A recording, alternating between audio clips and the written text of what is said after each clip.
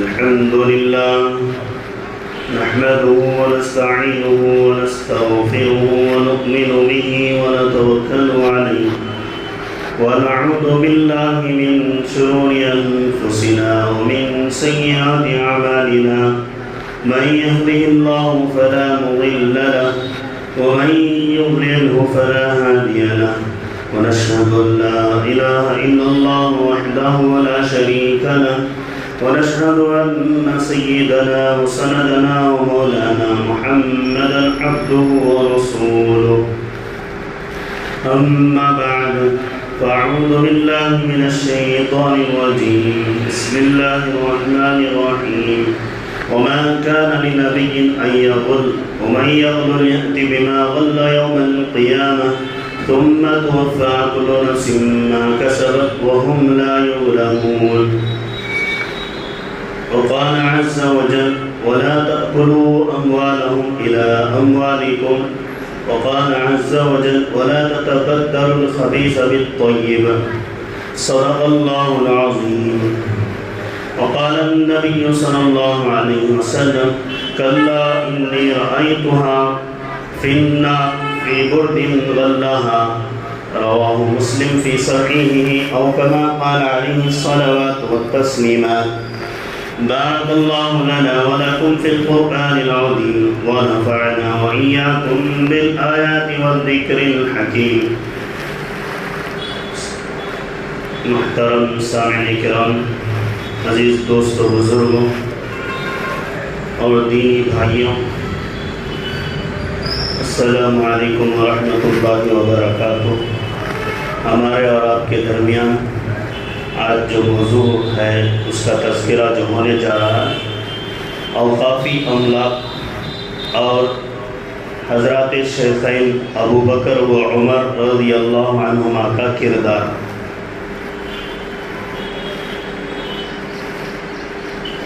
محترم بزرگ و دوستوں، عزیز ساتھیوں، دینی بھائیوں، وقت کہتے ہیں کسی چیز کو اللہ کے حوالے کرنا، اور اوقاف ان اموال کو کہتے ہیں جسے اللہ کے حوالے کر دیا جائے۔ اب اللہ اس کا ضامن ہے، لیکن اس کے لیے کچھ لوگ یا ایک جماعت اس کی ذمہ دار ہوتی ہے اور اس کی حفاظت کے لیے نگران متعین ہوتی ہے۔ بس میں کسی تحقیق و تدقیق کے بغیر کچھ واقعات ذکر کر دیتا ہوں تاکہ ان اسلاف کے واقعات کے ذریعے ہمیں ایک سبق مل جائے اور ہمارا کردار سلجھ جائے۔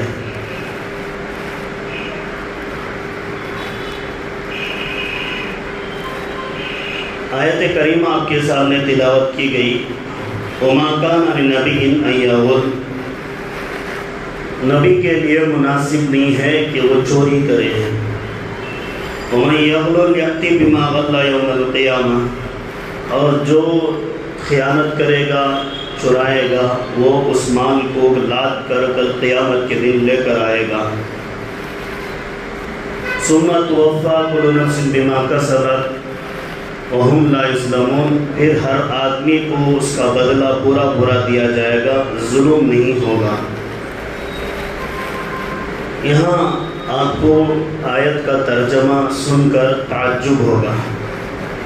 اس میں ہے کہ اللہ کے نبی کے اوپر الزام ہے کہ آپ نے چرایا۔ وَمَا كَانَ لِنَبِيٍّ أَن يَغُلَّ، نعوذ باللہ، نبی کے لیے مناسب نہیں ہے کہ وہ خیانت کرے۔ دراصل اس کے پیچھے ایک واقعہ ہے۔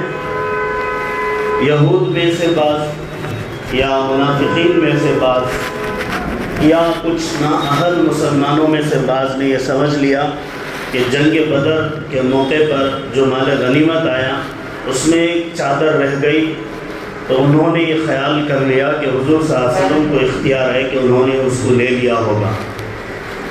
حالانکہ اللہ کے نبی صلی اللہ علیہ وسلم نہیں لیے تھے، پاک تھے، مبرہ تھے۔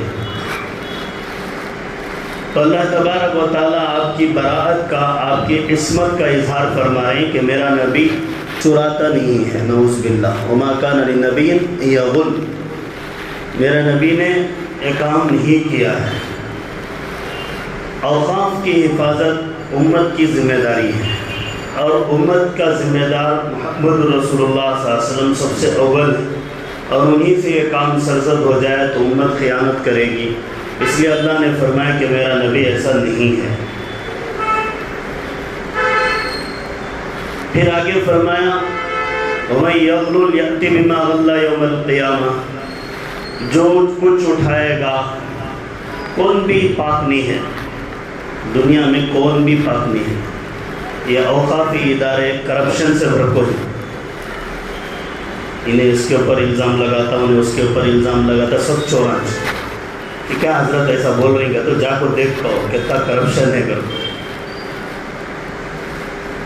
اوقافی ادارے اور جتنے بھی ذمہ دار ہیں ایک ہی جگہ کے نہیں، بلکہ ہر مذہب میں یہ مصیبت ہے، ہر مذہب کے اپنے اپنے اوقافی اداروں میں یہ مصیبتیں ہیں، صرف ایک ہی جگہ نہیں۔ اب اس پر بحث ہمیں ضرورت نہیں ہے، وہ اپنا بوجھ قیامت میں لے جائے گا، حساب کتاب دے گا، اگر حساب صحیح نکلا تو جنت میں جائے گا، نہیں دے گا تو جہنم میں جائے گا، اللہ اس کی حفاظت کرے۔ کسی پر ہم انگلیاں اٹھاتے ہیں تو ایک انگلی ہماری طرف بھی رہتی ہے، اس لیے ہوشیار باش، بیدار مغز باش، مخالفت مکن، یہ ہوشیار رہنا، مخالفت نہیں کرنا۔ جب چار انگلیاں اٹھتی ہیں تو اپنی طرف بھی انگلیوں کا اشارہ ہوتا ہے، تو کوئی پاک نہیں۔ حضرت مفتی سعید احمد صاحب نور اللہ مرقدہ فرماتے ہیں کہ سارے محتمیم جہنم میں ہیں۔ حضرت کا یہ جملہ سن کر تعجب ہوتا ہے، اس لیے کہ اس کے بعد فرماتے ہیں اس لیے کہ مال میں خرد برد کرتے ہیں۔ محتمیم کے معنی principles, any one education department کہ جتنے پرنسپلز ہیں یا مینجمنٹ ہے سب کرپٹ ہے۔ حضرت فرماتے ہیں ایسے کیوں ہے؟ اس لیے کہ حساب میں خرد برد ہے۔ اب اسے اچھالنا، لوگوں میں بدنام کرنا، قوموں میں عزت نکالنا اچھی بات نہیں، بلکہ اسے بیٹھ کر یہ خرد بردگی جو ہوئی ہے قوم خود سلجھا سکتی ہے۔ اگر پسند رہا تو رکھ لیں، اگر پسند نہ رہا تو معزول کر دیں، اختیار ہے آپ کو، معزول کر دیں، اختیار ہے، معزول کرنے کا بھی قوم کو اختیار ہے۔ حضرت عمر رضی اللہ عنہ، خالد بن ولید رضی اللہ عنہ کے بارے میں آپ کو خبر ہوئی، حالانکہ خبر تحقیق کے بعد غلط ثابت ہوئی، لیکن خبر پہنچی کہ حضرت خالد رضی اللہ عنہ کچھ ایک لڑکی کے ساتھ فرفتہ ہو گئے، لیلا کے ساتھ، حالانکہ ایسا واقعہ نہیں تھا، کسی نے الزام لگایا تھا، لیکن حضرت امیر المومنین کو یہ خبر ملتے سب سے پہلے عزل کر دیا، نکال دیا، کام سے ہٹا دیا، سپہ سالار بننے سے نکال دیا۔ امیر المومنین سعد بن ابی وقاص کو امیر بنا دیا اور کہا کہ اب تم نہیں ذمہ دار۔ تحقیق کے بعد پتہ چلا کہ حضرت خالد بن ولید یہ چیز میں ملوث نہیں ہے، تو بعد از تحقیق پھر دوبارہ عہدہ دیا۔ یہ امیر المومنین کا کردار۔ حضرت امیر المومنین حضرت ابو بکر صدیق رضی اللہ عنہ کو خلیفہ بنایا گیا، آپ خلیفہ بنے، خلافت ملی، خلافت جیسے ملے دوسرے دن آپ تاجر تھے، کپڑا بیچتے تھے، 4-5 چادریں کھندے پر ڈالی اور نکل گئے۔ راستے میں حضرت عمر رضی اللہ عنہ ملے اور پوچھا کہ کہاں جا رہے ہو؟ حضرت امیر المومنین خلیفۃ المسلمین ابو بکر صدیق رضی اللہ عنہ کا مقام تو افضل البشر بعد الانبیاء، تمام نبیوں کے بعد سب سے افضل انسان حضرت ابو بکر صدیق رضی اللہ عنہ۔ آپ نے کہا کہ میرے گھر کا بھی گزران ہے، اس لیے میں کچھ کا تجارت کرنے جا رہا ہوں۔ تو حضرت عمر فاروق رضی اللہ عنہ نے کہا کہ اگر آپ تجارت میں لگ گئے تو اتنا بڑا خلافت والا معاملہ کیسے سنبھالیں گے؟ حضرت ابو بکر صدیق رضی اللہ عنہ نے کہا کہ میں بھی گھر بھی تو چلانا ہے، میرا گھر کا بھی گزران چاہیے۔ تو حضرت عمر فاروق رضی اللہ عنہ نے کہا کہ ابو عبیدہ بن الجراح امین حاضر الامہ، اللہ کے نبی صلی اللہ علیہ وسلم نے ان کو امین، امانت دار ہونے کا لقب دیا ہے، تو جا کر ان سے بات کر لیں، ہو سکتا ہے اس معاملے میں وہ ہمارے لیے کوئی مشورہ دیں یا کوئی فیصلہ کریں۔ یہ دونوں بڑے صحابہ ابو عبیدہ بن الجراح رضی اللہ عنہ کے پاس پہنچتے ہیں، تو وہ ایک مہاجر کو جتنا حکومت سے وظیفہ دینا طے ہوتا ہے اتنا دیتے ہیں، اس لیے کہ آپ مہاجر تھے ابو بکر صدیق رضی اللہ عنہ، اس لیے مہاجری کو جو دینا طے ہوتا ہے تو معلوم ہوتا ہے تحقیق سے 2 درہم اور آدھا درہم، 2.5 درہم آپ کی تنخواہ حکومت سے جاری ہوتی ہے، اتنا آپ لے لیتے ہیں۔ بیوی ایک دفعہ فرمائش کرتی حضرت اسماء رضی اللہ عنہ کہ ہمارے گھر میٹھا بننا ہے، تو حضرت ابو بکر صدیق رضی اللہ عنہ کہتے ہیں میرے پاس وسعت نہیں ہے میٹھا بنانے کی گھر میں، تو حضرت اسماء رضی اللہ عنہ کہتی ہیں کہ آپ جو روزانہ آپ کو جو ملتا تھا 2.5 روپیہ اس میں سے میں نے بچا لیا ہے، تو حضرت اسماء رضی اللہ عنہ جب یہ کہتی ہیں کہ ہم نے اس میں بچایا اور میٹھا بنایا ہے، تو حضرت ابو بکر صدیق رضی اللہ عنہ فوراً بیت المال جاتے ہیں اور کہتے ہیں کہ یہ میٹھے کی جو رقم زیادہ ہمیں مل رہی ہے اسے کاٹ دو، اسے کیا کر دو، کاٹ دو، تو وہ کٹا دیتے ہیں۔ پھر آپ کی وفات کا وقت ہوتا ہے، تو وفات سے پہلے حضرت ابو بکر صدیق رضی اللہ عنہ وصیت کر کے مرتے ہیں کہ میرے پاس جو بیت المال کا مال ہے وہ اگلے آنے والے خلیفہ کو دے دینا۔ بیت المال کا کیا مال تھا؟ کچھ بھی نہیں، ایک اونٹنی دودھ دینے کی اور دودھ پینے کا ایک پیالہ، ایک خادم، ایک روایت کے مطابق ایک اوڑھنا ایک بچھونا، گنے تو 5 چیزاں، کتنے چیزیں؟ 5 کے 5 چیز بھی جو ہے واپس کر دینا۔ تو حضرت امیر المومنین خلیفۃ المسلمین حضرت عمر فاروق رضی اللہ عنہ جب خلیفہ بنتے ہیں تو حضرت عائشہ رضی اللہ عنہ اپنے خادم کے ذریعے سارا سامان دے کر بھیج دیتی ہیں، تو حضرت عمر رضی اللہ عنہ دعا کرتے ہیں کہ اللہ تمہارے باپ پر رحم کرے۔ حضرت عمر فاروق رضی اللہ عنہ بہترین بادشاہ اور بہترین جرنیل، بلکہ آپ کو شہنشاہ کہا جائے تو بھی کم ہے۔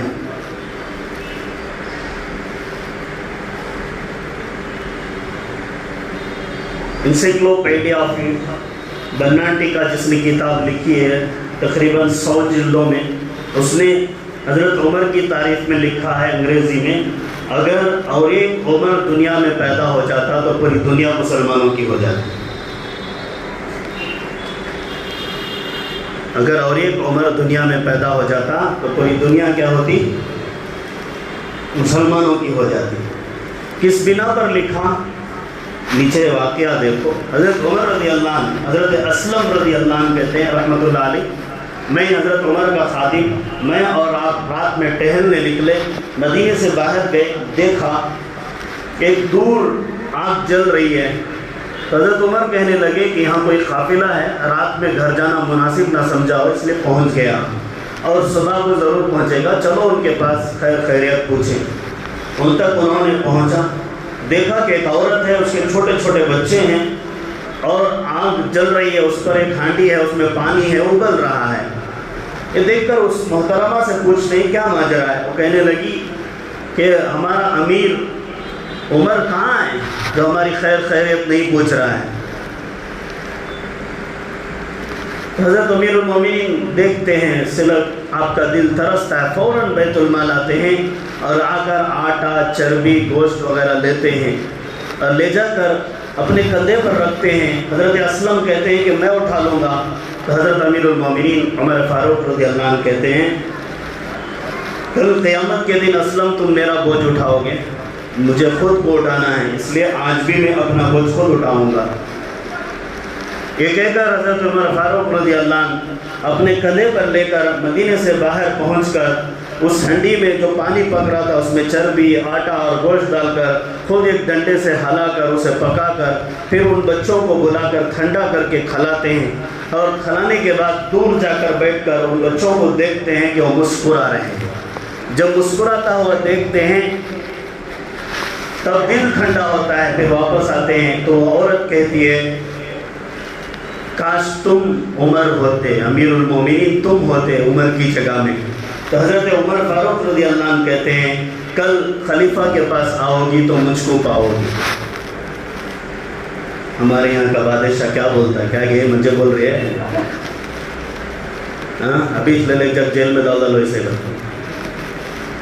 لیکن حضرت عمر فاروق رضی اللہ عنہ کا ادبی جملہ دیکھو کتنا پیارا ہے. کیا کہتے ہیں کہ وہاں جب خلیفہ کے پاس آؤ گی مجھ کو تم پاؤ گی. ان کے کیبنٹ میں کا میں بھی ایک پرسن ہوں, مجھے وہ پاؤ گی. یہ کہہ کر آپ نکل جاتے ہیں.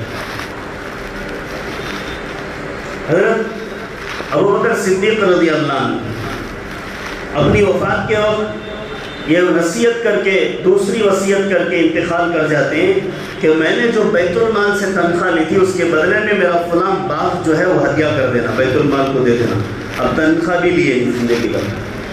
تو جب وہ بیت المال کو باغ وقف کیا گیا تو حضرت امیر المومنین عمر فاروق رضی اللہ عنہ کہنے لگے ابوبکر پر رحم کرے کہ اس نے کچھ نہیں چھوڑا کہ کل پوچھا جائے, کل قیامت میں اسے پوچھا جائے.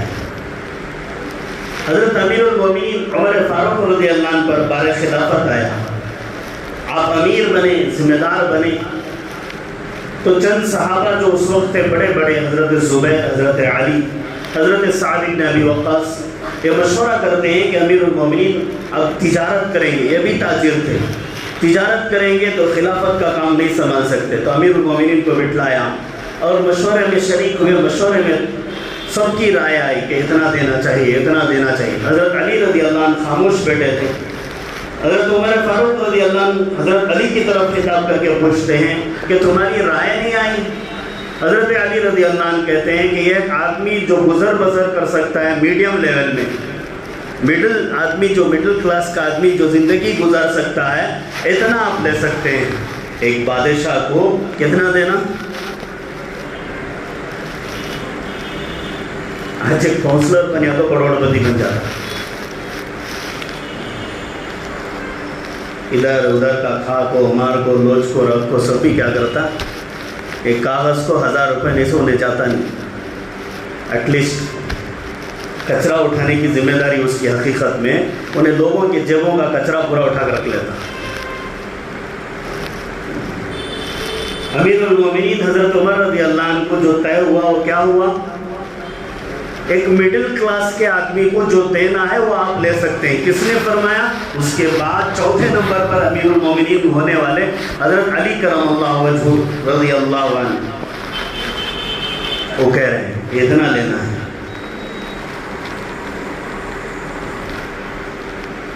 اتنا لینا ہے تو اتنا لیا. پھر یہ صحابہ دیکھتے رہے, یہی 5 آدمی جو حضرت زبیر, سعد بن ابی وقاص, اب وہ جتنے بھی بڑے صحابہ تھے, حضرت علی وغیرہ, مشورہ کیے کہ عمر کو ہم شاید کم دے رہے ہیں رضی اللہ عنہ. تو کسی کو ہمت نہیں ہوئی کہ آپ زیادہ لے لو. تو ان کی بیٹی جو اللہ کے نبی صلی اللہ علیہ وسلم کی زوجہ ہیں, ان سب کی ماں ہیں, حفصہ رضی اللہ عنہ کے پاس پہنچے اور کہا کہ تمہارے ابا سے کہو کہ بیت المال سے آپ زیادہ لینے کا ہم لوگ مشورہ کر رہے ہیں, کیا آپ کی رائے ہے معلوم کرو, نام نہیں بتانا. تو حضرت عمر رضی اللہ عنہ سے حضرت حفصہ جرأت کر کے پوچھتی ہیں ابا جان کہ بعض لوگوں نے یہ کہا ہے کہ آپ کی تنخواہ بڑھائی جائے, پیسہ بڑھایا جائے. حضرت عمر پوچھتے کس نے کہا؟ روبدار آدمی ہے تو بیٹی چھچک جاتی, اب نام نہیں بتانا, بتائیں. تو باپ سے کہہ دیتے انہوں نے کہا کہ نام نہ بتائیں. اگر تو یہ شرط قبول نہ کرتی تو ان کے چہرے نوچ دیتا, ان کے چہرے نوچ دیتا یعنی کھاڑ دیتا, چہرہ خراب کر دیتا. پھر پوچھتے ہیں کہ تیرے گھر میں نبی اکرم صلی اللہ علیہ وسلم کا گزران کیسا تھا؟ وہ کہتی ہیں کہ میرے گھر میں آقا کا گزران ایک کھجور سے تکی سے بنی ہوئی حصیر تھی. پھر کیا تھا؟ ایک برتن تھا, ایک طرف جو کا آٹا پڑا ہوتا تھا, وہ کبھی ہوتا کبھی نہیں ہوتا, چند کھجور ہوتے. اسی میں آپ کی زندگی گزر گئی, اسی میں آپ کی زندگی گزر گئی. تو حضرت عمر رضی اللہ عنہ اتنا روئے اور کہا کہ مجھے زیادہ کا خیال ہے اور تیرے گھر کا یہ حال تھا. حضرت ابوبکر صدیق رضی اللہ عنہ ایک دفعہ ان کا غلام منتر پڑھ کے کسی قوم پر گزرتا ہے، پھر واپس آتے ہوتے وہ قوم والے بلاتے ہیں اور اسے صدقہ دیتے ہیں، منتر کا پیسہ دیتے ہیں۔ اس میں وہ کچھ خریدتا ہے اور کھجور وغیرہ لے آتا ہے۔ حضرت ابوبکر صدیق رضی اللہ عنہ بہت بھوک رہتی ہے، وہ دیتا ہے، اب کھا لیتے ہیں۔ تو حضرت ابوبکر صدیق رضی اللہ عنہ کو غلام پوچھتا ہے کہ ہر دفعہ آپ پوچھا کرتے تھے کہ یہ کہاں سے آیا، اب کی بار کیوں نہیں پوچھے؟ وہ بھی اللہ والا تھا، وہ بھی اللہ والا تھا، اس نے بھی سوال صحیح کیا۔ تو حضرت ابوبکر صدیق رضی اللہ عنہ نے کہا کہ کہاں کا تھا؟ تو کہا میں فلاں قوم پر منتر پڑا تھا، اس کا یہ مال ملا، میں نے آپ کو لایا اور دے دیا اور آپ نے کھا لیا۔ تو آپ نے خیر کی، یہاں تک کہ کسی نے کہا کہ پانی پینے سے وہ نکل جاتا ہے، پانی پیا خیر کی، پانی پیا خیر کی، یہاں تک کہ جان کے لالے پڑ گئے۔ حضرت عمر فاروق رضی اللہ عنہ کا غلام ایک دفعہ دودھ لایا، آپ کو بھوک لگی تھی، پی لیا۔ حضرت عمر فاروق رضی اللہ عنہ نے کہا یہ کہاں سے لایا؟ تو اس غلام نے کہا کہ کسی نے صدقہ دیا۔ فوراً اس کو قے کیا، پانی پی کر قے کیا، جان کے لالے پڑ گئے، نکال دیا۔ اولئک آبائی فجئنی بمثلہم یا جمیل یا جریر اذا جمعتنا المجامع، یہ ہمارے باپ دادا ہیں، ایسے دوبارہ پیدا کر کے دکھاؤ۔ شاید چیلنج کر رہا ہے، پیدا ہو رہی ہیں،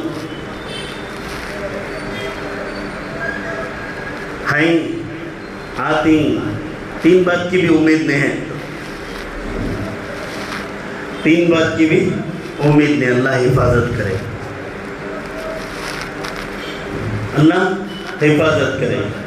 پھر فرمایا ایک بزرگ کا واقعہ ہے، ایک گھر میں آپ بیٹھے تھے، ایک میت کو دیکھ، ایک بیمار آدمی کی عیادت کرنے گئے تھے۔ اب وہ عیادت کرتے رہے، اتفاق سے وہ آدمی مر گیا۔ تو اس کے گھر میں چراغ جل رہا تھا، پہلے تیل کا موم کا چراغ جلتا تھا، تو فوراً وہ بزرگ چراغ کو بجھا دیے اور پیسے جیب سے نکالے اور دے کر بھیجا کہ جاؤ لے کر آؤ چراغ چلاؤ۔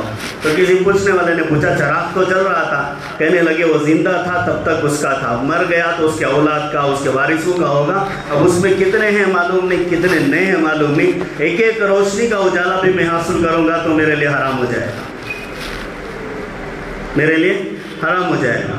اللہ حفاظت فرمائے۔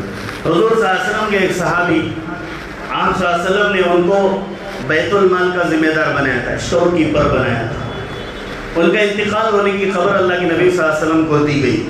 اللہ کے نبی صلی اللہ علیہ وسلم نے فرمایا کہ وہ جہنم میں۔ صحابہ پوچھ رہے وہ کیسے جہنم میں چلا گیا، وہ تو آپ کا کام کر رہا تھا۔ اللہ کے نبی صلی اللہ علیہ وسلم نے فرمایا کہ اس نے ایک چادر اٹھا لی۔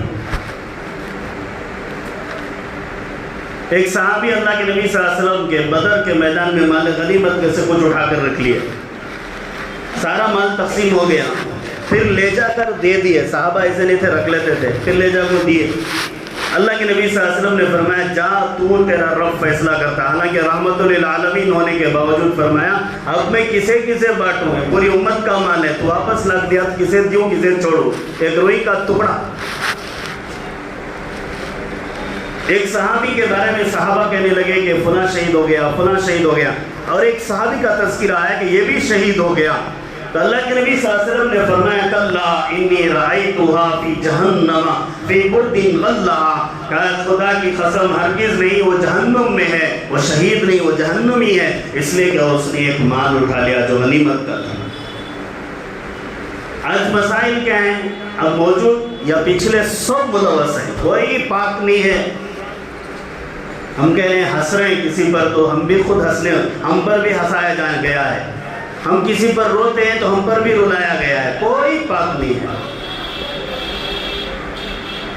کوئی پاک نہیں ہے۔ اور لوگ کہتے ہیں کہ مولویوں کو سیاست میں نہیں آنا چاہیے، اگر مولوی سیاست میں آ گیا تو اچھا برا سب بول دے گا، معلوم ہو جائے گا۔ کانت انبیاء تسوسهم الانبیاء فی بنی اسرائیل، انبیاء سیاست کرتے تھے بنی اسرائیل میں، بادشاہ تھے، راجہ تھے، مہاراجہ تھے، شہنشاہ تھے، بادشاہ تھے، چوری نہیں ہوئی ان کے یہاں۔ اللہ تبارک و تعالیٰ ایک دفعہ آزمایا، چوری نہیں کی حضرت داؤد علیہ السلام، نعوذ باللہ، بلکہ آزمایا۔ ایک 2 فرشتوں کو بھیجا کہ داؤد علیہ السلام کے بارے میں چیک کرنا چاہیے، آپ کا انسپیکشنز کرنا چاہیے۔ قرآن میں ہے سورہ صافات کے اندر واقعہ ہے بڑی تفصیل سے، سورہ سعد میں، صافات میں نہیں، سورہ سعد میں ہے۔ تو 2 فرشتے آتے ہیں اور ایک کہتا ہے کہ میرے پاس 90 پونوں بکریاں ہیں، ایک کہتا ہے میرے پاس 1 ہے، اور 90 پونوں والا یہ کہتا ہے کہ مجھے کسی ایک بھی دلا کر دے دو۔ تو حضرت داؤد علیہ السلام فیصلہ کرتے ہیں کہ ہاں دے دل اس کے 100۔ تو حضرت داؤد علیہ السلام کو فوراً خیال ہوتا ہے کہ میں نے فیصلہ غلط کیا، تو سجدے والی آیت ہے، اگر پڑھوں گا تو سب کے اوپر سجدہ واجب ہو جائے گا۔ تو کہتے ہیں کہ وہ حضرت داؤد علیہ السلام کو احساس ہوتا ہے آپ نے سجدہ کر دیا اور اللہ سے توبہ کی، پھر اللہ کی طرف سے پھٹکار آئی اور کہا اے داؤد ہم نے تمہیں خلیفہ بنایا ہے، اگر کچھ گڑبڑ کی خلافت نبوت تو بھی چھنا لیتے ہیں واپس لے لیتے ہیں۔ یا داؤد انا جعلناک خلیفۃ فی الارض، اے داؤد ہم نے تمہیں زمین و آسمان کا خلیفہ بنایا ہے، گڑبڑ ہو گئی تو ہم لے لیں گے۔ کسے کہہ رہا ہے؟ وقت کے بادشاہ، وقت کے نبی، بہت بڑے جرنل، تعلق جو ظالم بادشاہ تھا اسے مارے، اللہ تعالیٰ اس کے بدلے میں آپ کو نبی بنایا اور بادشاہ بنایا اور بنی اسرائیل پر حکومت دیا۔ امانت داری ہے، اب مسلمانوں میں نہیں ہے، موجودہ بھی نہیں، پہلے والے بھی نہیں، اب والے بھی نہیں، کون بھی پاک نہیں۔ یہ بار بار کہیں بولوں گا تو ہنس رہی آپس میں لوگ، اس لیے ہنسنا بند کرو، مسئلہ سلجھو، ہنسنا بند کرو، مسئلہ سلجھو۔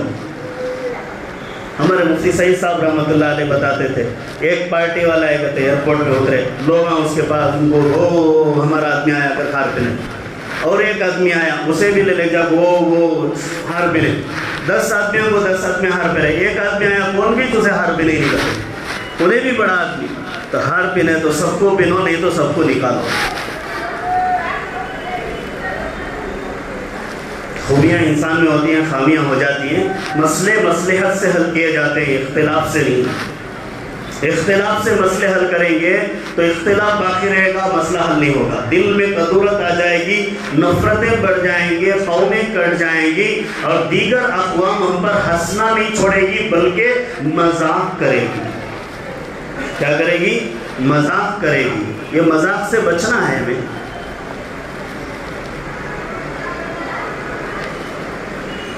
مذاق سے بچنا ہے اور بچانا بھی ہے، اس لیے کہ جس پر مذاق کر رہے ہیں اس کا بھی جنازہ اٹھانا ہے، جس کا مذاق ہو رہا ہے اس کا بھی جنازہ ہم ہی کو اٹھانا ہے، کوئی اور نہیں آتا،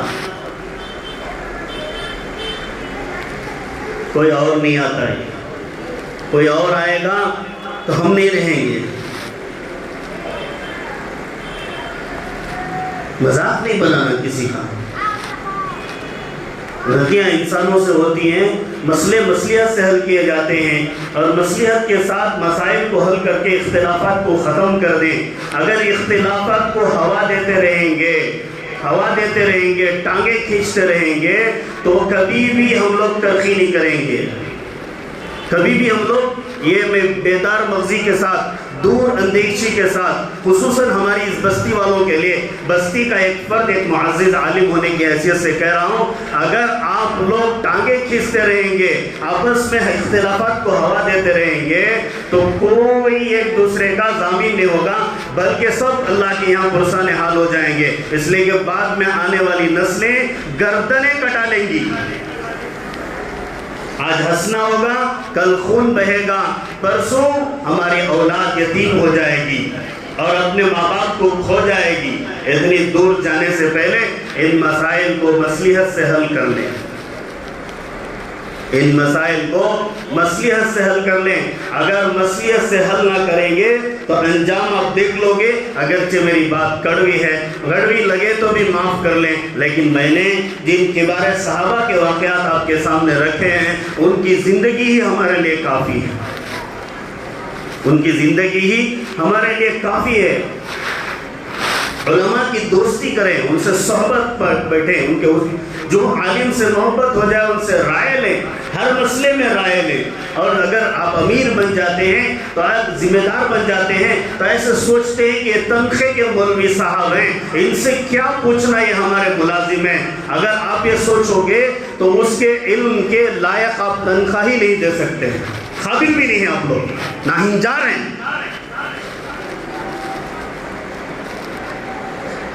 اللہ قرآن میں کہتا ہے قُلْ إِنَّمَا أَنَا بَشَرٌ مِثْلُكُمْ، اے نبی آپ کہیے کہ یہ تمہارے جیسا میں بھی انسان ہوں، لیکن آگے فرماتا ہے یوحیٰ الیہ، لیکن میرے پاس اللہ کے کلام کی، اللہ کے باتوں کی وحی آتی ہے اور تمہارے پاس نہیں آتی۔ تو ایک عالم دین کے پاس کیا ہوتا ہے؟ نبی کے پاس جو وحی آئی وہ اس کے سینے میں ہے، اس سے مشورہ کریں، اس سے مخالفت نہ کریں، اسے ہوا نہ دیں، اس سے جھگڑا نہ بولیں اور اس کی بددعا کا مستحق نہ بنے، اس کی کردار کشی نہ کریں اور اخلاق کی خرابیاں آج کی بات نہیں، میں نے 8 سال کا تجربہ کیا ہے شہر میں اور سب دیکھ لیا ہے، نشے و فراز کو کھٹا کھارا پی گیا ہوں اور پتہ چل گیا ہے کہ حالت کیا ہو رہی ہے، دل روتا ہے، آنکھوں سے آنسو آتی ہیں، اگر رونا ہے تو رونا بھی آسان ہے۔ اپنے آپ کو ہمت باندھو اور اپنے لشکر کو سنبھالو اور لشکر کی بالادستی جسے دینا ہے اسے دو اور اپنے اندر جو ہے کمانڈنگ تیار کرو اور یوں نہ کہو کہ یہ ہے وہ ہے، نہیں، ہم کو ایسا ہو کہ ہماری انگلیاں کسی پر نہ اٹھیں۔ میرا کسی سے اختلاف نہیں ہے اور نہ میں کسی سے کد و کاوش بھی نہیں ہے، بس حالات کے تناظر میں ایک ہمت باندھ کر کہہ دیا ہوں، اگرچہ دوسرے نہیں کہتے ہوں گے لیکن مجھے کہنے کا حق پڑتا ہے اس لیے کہہ دیا ہوں۔ اگر کسی کو اعتراض ہے تو وہ اعتراض بھی کر سکتے ہیں، آپ کیوں کہا تو مجھے کہنے کا حق ہے، میں آپ کا شہری ہوں، آپ کے نسل کا ہوں، آپ کے گاؤں کا ہوں، آپ کے خاندان اقربا میرے تعلقات ہیں، آپ کی بستی کا ایک فرد ہوں، اس فرد کی حیثیت سے میں نے آپ کے سامنے ایک رائے رکھی ہے کہ یہ رائے کو اگر آپ قبول کر لیں تو آگے کی نسلیں ہمیشہ مستفید ہوں گی، کامیاب ہوں گی اور کامران رہیں گی۔ اگر رائے کو قبول نہ کریں، ردی میں ڈال دیں، آپ ہیں، آپ کا خدا ذمہ دار ہے، ہم آپ سے بری ہیں، ہم آپ سے بری ہیں۔ ایک نوجوان اسٹیٹس ڈال کے مذاق اڑاتا ہے، وہ گانا چھوڑتا ہے کہ ساس کو ایک دن، بہو کو ایک دن، ضرورت کا جھگڑا۔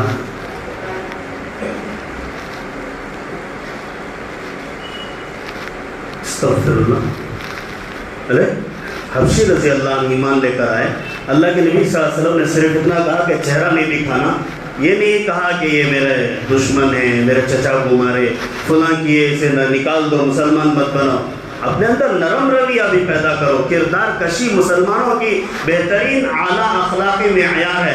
اگر کردار سازی میں ہم گر گئے تو سمجھو نبوت کے امتی ہونے کے معیار سے بھی گر گئے، نبوت کے امتی ہونے کے معیار سے بھی گر گئے۔ مسائل کو مصلحتوں سے حل کیا کیجئے، مسائل کو اختلافات سے کبھی بھی حل نہیں کیا جا سکتا۔ یہ تیسری بار کہہ رہا ہوں، اللہ تعالیٰ عمل کی توفیق عطا فرمائے۔